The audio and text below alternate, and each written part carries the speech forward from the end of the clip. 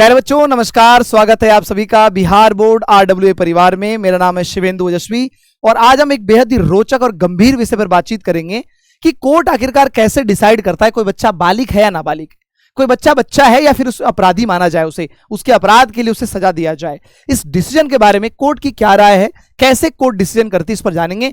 साथ ही साथ इस वीडियो का उद्देश्य है कि आज एक ऐसे टेस्ट के बारे में, एक बायोलॉजिकल टेस्ट के बारे में बातचीत करेंगे जिसके आधार पर कोर्ट उम्र का निर्धारण करती है कि कोई बच्चा कितना उम्र का है, बालिग है या नाबालिग है। ठीक है, तो चलिए शुरू करते हैं। वीडियो में आज जानेंगे बच्चों के अधिकार, बच्चों से जुड़े कानूनी अधिकारों के बारे में कि कैसे कोर्ट डिसाइड करती है। तो शुरू करते हैं वीडियो को हम लोग। बच्चों, सबसे पहली बात यह है कि अगर कोई बच्चा 7 साल का हो या कोई बच्चा 12 साल से कम उम्र का हो, अगर इन बच्चों द्वारा कोई अपराध किया जाता है, या फिर अगर मान लीजिए उदाहरण के तौर पे कोई बच्चा 18 साल से कम उम्र का हो, इन बच्चों के द्वारा किए गए अपराध की सजा जो है जुवेनाइल जस्टिस कोर्ट के द्वारा ट्रायल के माध्यम से की जाती है। ठीक है, ये बात तो क्लियर है कि जुवेनाइल जस्टिस कोर्ट के द्वारा ही ट्रायल की जाती है। लेकिन ये निर्धारण कैसे किया जाए कि कोई बच्चा बालिग है या नाबालिग है, इसको लेकर आपको मैं आज जानकारी दूंगा इस वीडियो में। चलिए, सबसे पहली बात तो यह है कि अगर कोई बच्चा 18 साल से कम उम्र का है, उन बच्चों के द्वारा किए गए अपराध के लिए सामान्य तौर पे माना जाता है कोई बच्चा अगर 12 साल से कम उम्र का है, अगर इस बच्चे ने हत्या जैसा अपराध भी कर दिया तो कोर्ट में ही ट्रायल चलता है, कोर्ट ही डिसाइड करती है बच्चे को क्या सजा दी जाए। लेकिन लगभग ऐसा मामला देखा गया कि बच्चे को जो है छोड़ दी जाती है, छोड़ दिया जाता है और बच्चे को सुधार गृह में भेजकर उन बच्चों के मानसिक सुधार, उनके विचार में परिवर्तन के लिए, संशोधन के लिए बच्चों को सुधार गृह में रखा जाता है। ठीक है, लेकिन सबसे बड़ा सवाल उठता है बच्चे का डिसीजन कैसे होता है कि बालिग है नाबालिग है। तो एक सामान्य जानकारी बच्चों को ये होती है, सभी को जानकारी होती है कि बर्थ सर्टिफिकेट के द्वारा। ठीक है, दूसरी चीज कि अगर बच्चे का बर्थ सर्टिफिकेट नहीं अवेलेबल है तो मार्कशीट सर्टिफिकेट के द्वारा, 10th के सर्टिफिकेट के द्वारा निर्धारण किया जाता है कि किसी बच्चे की उम्र कितनी है। इसीलिए आप देखते होंगे अक्सर स्कूल कॉलेज में पढ़ते समय भी कहा जाता है कि सर्टिफिकेट में उम्र अच्छा करवा लो, सही ठीक करवा लो। कभी कभी ऐसा होता है कि बच्चे ने अपराध नहीं भी किया लेकिन अपराध में बच्चे को फंसा दिया जाता है। ठीक है, मोहल्ले, टोला, पड़ोसी, गांव वाले लोग कई बार ऐसी कृत्य करते हैं कि आपको फंसा दिए और आप जो है बाद में कानूनी प्रक्रियाओं में फंस जाते हैं। ठीक है, इसीलिए सभी बच्चों को मेरा उद्देश्य वीडियो बनाने का भी यही था कि देखिए कितना इंपॉर्टेंट होता है 10th का सर्टिफिकेट, कितना इंपॉर्टेंट होता है बर्थ सर्टिफिकेट, कि जहां आपने अगर मान लीजिए कभी गलती से कोई अपराध हो भी जाए तो वहां पर भी कानूनी रियायतें दी गई है, कानूनी अधिकार है बच्चों के पास। या कभी किसी बच्चे को फंसा दिया जाए तो वहां पर भी देखिए ये एविडेंस, ये सर्टिफिकेट, ये जरूरी कागजात कितना अहम बन जाता है कानून के संबंध। ठीक है, तो मेरा उद्देश्य भी बच्चों को उनके कानूनी अधिकार, उन बच्चों के कानूनी जो है प्रक्रियाओं के बारे में जानकारी देना उद्देश्य था इस वीडियो का। चलिए, तो सबसे पहले जानते हैं बच्चों हम लोग कि भाई आखिरकार वो क्या प्रक्रिया है।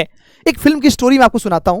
फिल्म में एक ऐसा सीन बताया गया था कि भाई एक बच्चे ने अपराध किया और जब कोर्ट के सामने बच्चे को पेश किया गया तो वकील ने दलील दिया कि हमारे पास बच्चे का बर्थ सर्टिफिकेट नहीं है अवेलेबल। और ऐसा बहुत होता भी है, आज भारत में बड़े पैमाने पर बर्थ सर्टिफिकेट नहीं बनाया जाता।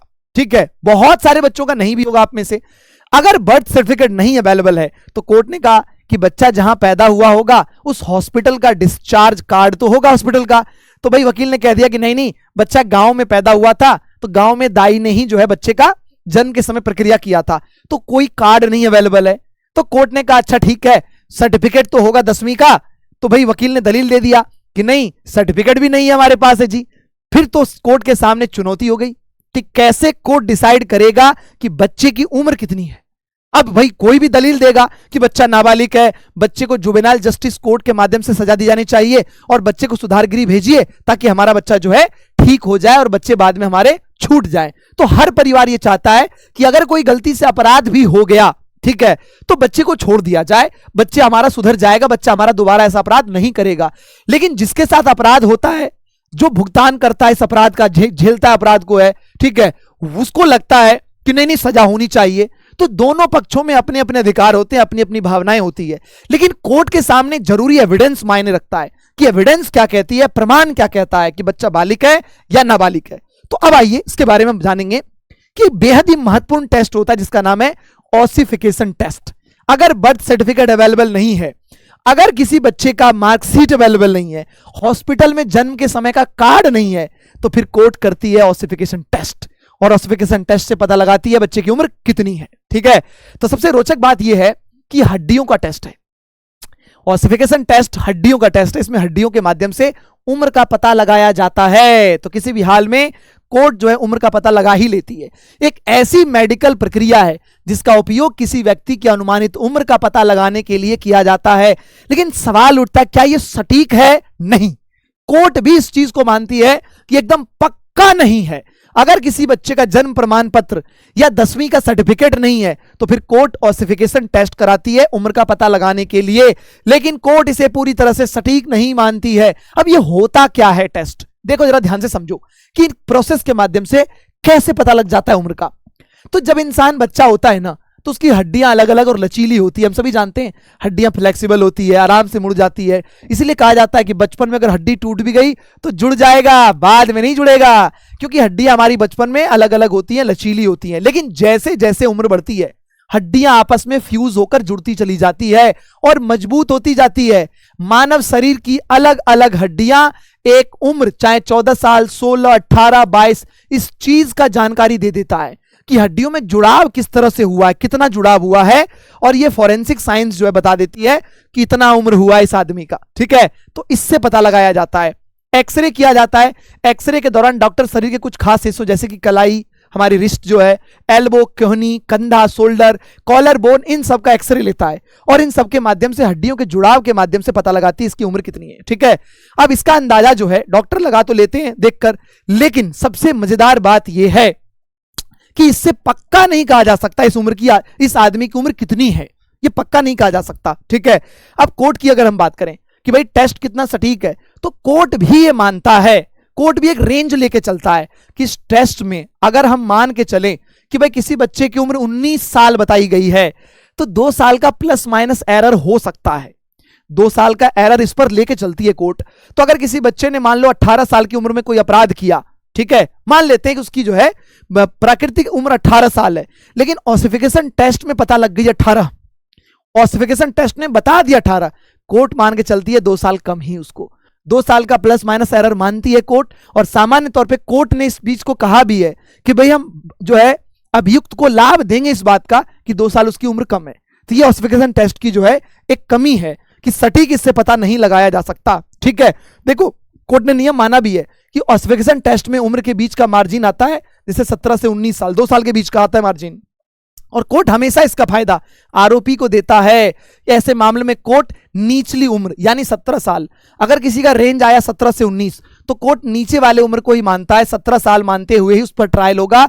और अगर किसी बच्चे की उम्र 18 से कम है तो जुवेनाइल जस्टिस कोर्ट के द्वारा ट्रायल चलाया जाता है। यह बात तो हो गई कि बच्चों द्वारा किए गए अपराध की, लेकिन एक इंटरेस्टिंग बात यह भी है कि अगर 18 साल से कम उम्र के बच्चों के साथ अपराध हो जाए तो पॉक्सो एक्ट के द्वारा उस पर कार्रवाई होती है। ठीक है, किसी दूसरी वीडियो में आपको बताएंगे कि कैसे, उसके बारे में क्या क्या चीजें हैं। ठीक है, चलिए, तो कोर्ट मानती है कि यह सटीक टेस्ट नहीं है, पक्का इससे पता नहीं लगाया जा सकता। मैं आपको कुछ कानूनी जो है ना आपको फैसले भी बताता हूं कि कोर्ट ने कब कब क्या चीज माना था, किस मामले में कोर्ट ने किस चीज को वैलिडिटी दी थी। तो एक मामला आया था जयमाला वर्सेस होम सेक्रेटरी, 1982 का मामला है। इसमें पहली बार कोर्ट ने यह प्रूफ किया था कि 2 साल का एरर तो लेके चलना पड़ेगा, और कोर्ट ने वैलिडेट कर दिया था कि भाई अगर किसी बच्चे का बर्थ सर्टिफिकेट अवेलेबल नहीं है, अगर बच्चे का मार्कशीट नहीं है, ऑसिफिकेशन टेस्ट के आधार पर हम 2 साल का एरर अंतर मान के चलेंगे। अगर 18 आया है तो हम बच्चे का 16 मान के चलेंगे।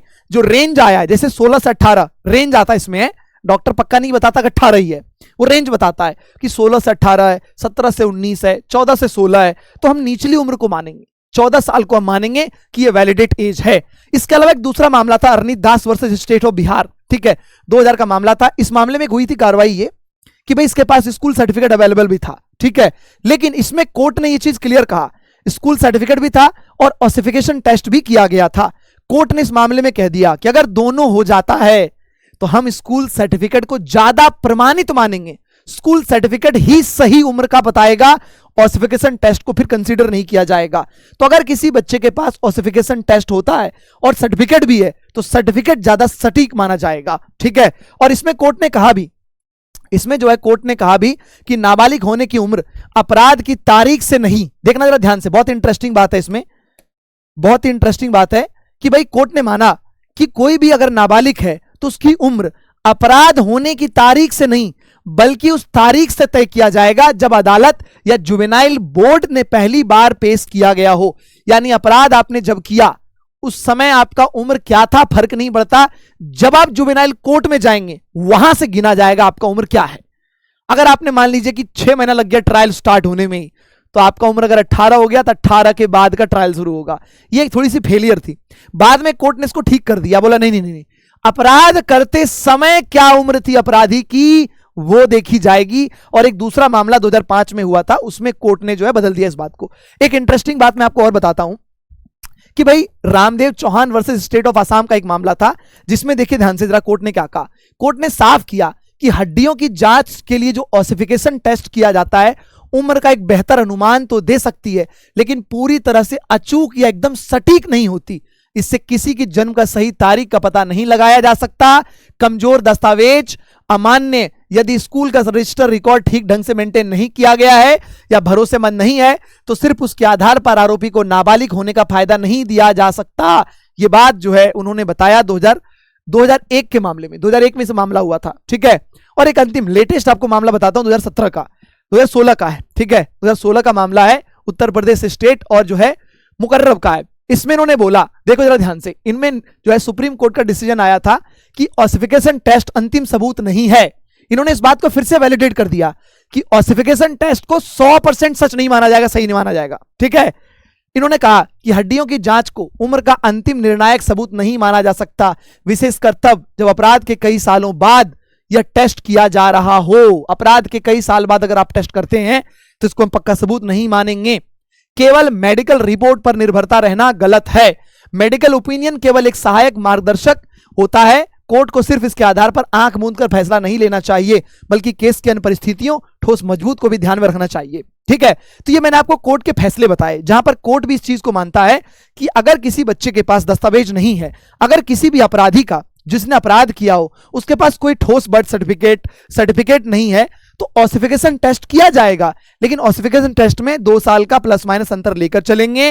और अगर मान लीजिए कि सर्टिफिकेट अवेलेबल है, ऑसिफिकेशन टेस्ट भी होती है, तो प्राथमिकता दी जाएगी सर्टिफिकेट को, ठीक है। इसीलिए अक्सर बच्चे परेशान रहते हैं और बच्चों को कहा भी जाता है कि अपने सर्टिफिकेट में माता पिता का नाम, जन्म तिथि, सब कुछ एकदम सही सही भरो, अगर गलत होता है तो सही करवा लेना चाहिए, ताकि ऐसी कानूनी अधिकार, ऐसी कानूनी प्रक्रियाओं से आप जो है लाभ पा सके। और यदि आपने कोई अपराध किया है तो आपको उसके लिए जो है अवसर भी दिया जा सके इस लोकतांत्रिक देश में, जहां आप सुधार करके अपने जीवन को बेहतर बना सकते हैं, ठीक है। तो इस वीडियो का मेरा उद्देश्य भी यही था कि बच्चों को कानूनी अधिकार, बच्चों के कानूनी जो है प्रक्रियाओं के बारे में जानकारी देना, और एक साथ में एक ऐसी वैज्ञानिक प्रक्रिया की जानकारी देना जिसके माध्यम से उम्र का निर्धारण किया जा सकता है, ठीक है। साथ ही साथ मैं उन वीडियो देखने वाले सभी व्यूअर्स कहना चाहता हूं कि एक कानूनी प्रक्रिया है जिसमें अगर मेरे द्वारा कोई भी कहे गए बात से किसी को ठेस पहुंचाओ, अगर किसी को लगा हो कि मैंने कोई कानूनी तथ्य गलत पेश किया हो, क्योंकि मैं वकील नहीं हूं, मैं कानून का बहुत जानकार नहीं हूं, मैंने रिसर्च करके, पढ़ के, ढूंढ के, पता लगाकर मैंने सोचा कि बच्चों तक एक वीडियो पहुंचाई जाए, बच्चों तक जानकारी दी जाए, जिस वीडियो के माध्यम से बच्चों तक ऐसी जानकारी हो कि क्या कानूनी अधिकार हैं उन बच्चों के, उन बच्चों द्वारा अगर कोई ऐसी जीवन में कभी भी भूल चूक हो जाती है तो क्या रास्ता है जीवन में उनके पास, बच्चों तक जानकारी पहुंचाने का मेरा उद्देश्य था, इसीलिए मैंने वीडियो बनाया। यदि किसी कानूनविद, किसी विशेषज्ञ द्वारा ये वीडियो देखा जाता है, आप देखते हैं, अगर मेरे से कोई गलती हुई होगी तो आप अवश्य मुझे सुझाएं, और मैं चाहूंगा कि आगे कोई भी ऐसी वीडियो या कोई जानकारी लाऊं, जरूर इन बातों का ध्यान रखूं। मैं फिर से एक बार सभी जानकार लोगों तक, मैं कानून का विशेषज्ञ नहीं हूं। यदि किसी व्यक्ति को लगता है किसी की भावना ठेस पहुंचाया गया हो मेरे द्वारा, यदि कोई ऐसी बात मैंने कहा हो जो कानूनी प्रक्रियाओं में शामिल नहीं है, मैं इसके लिए माफी चाहता हूं। बहुत बहुत धन्यवाद, थैंक यू।